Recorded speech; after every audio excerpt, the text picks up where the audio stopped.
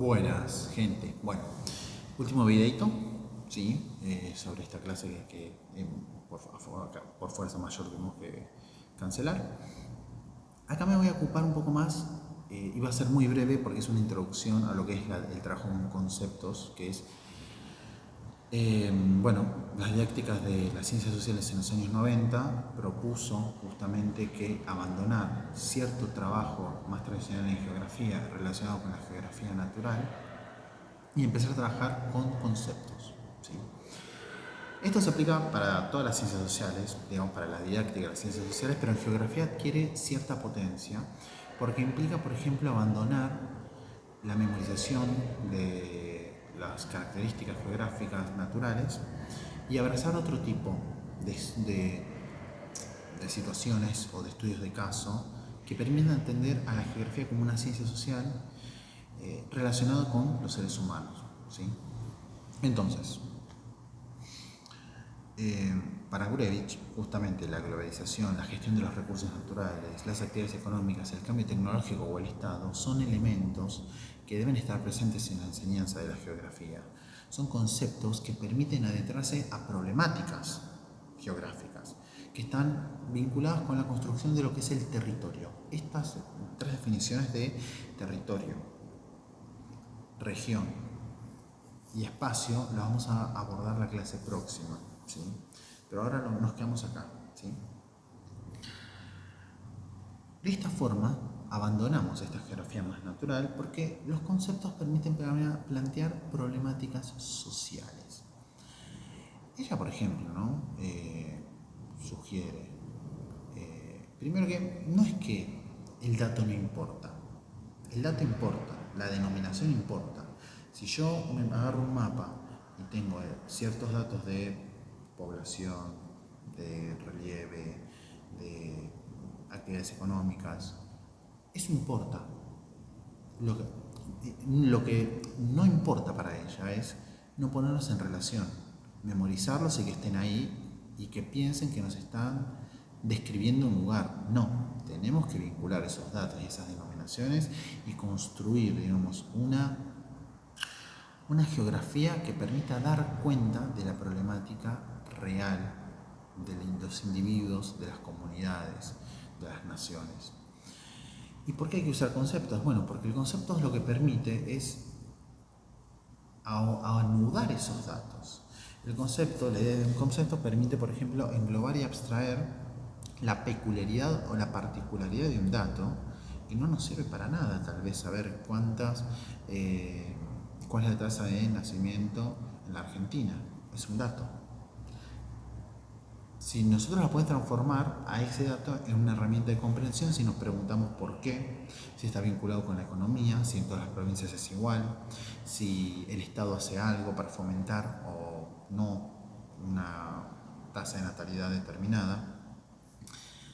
Porque lo importante es que esto es una construcción histórica. Son construcciones históricas y cambiantes, ¿sí? El concepto es algo construido, es una elaboración, es una herramienta, ¿sí?, que nos permite explicar determinadas situaciones y que nos permite también arrimarnos a otras explicaciones. Y también, digamos, es un desafío cognitivo.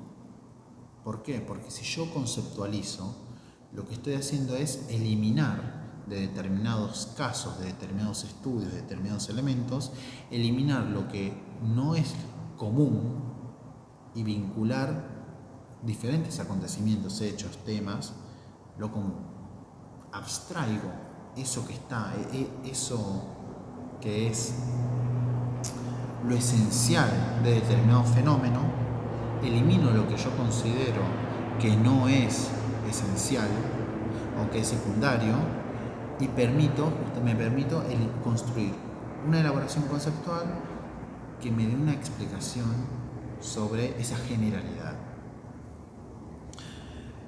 El arrastre de conceptos o pensarlos como estáticos se generan severos problemas de enseñanza en ciencias sociales, Porque yo así lo único que hago es, por ejemplo, se me ocurre memorizar lo que es una nación, memorizar lo que es una revolución, un concepto, memorizar esa definición. ¿Qué hago con esa memorización? Bueno, yo tengo que hacer algo, tengo que tal vez, esa es una llave para adentrarme en comprender un mundo. Por eso ella dice, trabajar con conceptos no es desterrar los datos, sino contextualizarlos. O sea, no es eliminar el dato, es contextualizarlo. Por eso acá, lo retomamos también en la clase próxima, y cierro aquí, su propuesta, por ejemplo, es el trabajo con estudios de caso. ¿Sí? Trabajar con estudios de caso permite, desde la perspectiva de Gurevich, centrarse en variables conceptuales y metodologías para construir un conocimiento geográfico. Y estas variables conceptuales permiten explicar esa problemática. Ella, por ejemplo, tiene acá una propuesta de trabajo que la vamos a analizar un poquito más en profundidad, que es la del camino del oro y del cobre en Catamarca, en la cual tenemos que pensar, por ejemplo, en los recursos naturales, quiénes son los actores sociales involucrados en esta problemática y la intencionalidad de esos actores sociales. Trabajar con conceptos y escoger estudios de caso le otorga al docente un rol activo en la selección del material, en el recorte del diseño curricular, lo saca del lugar de gestor del conocimiento de la geografía natural, porque obliga a que el docente escoja un estudio de caso o un ejemplo para poder ahondar en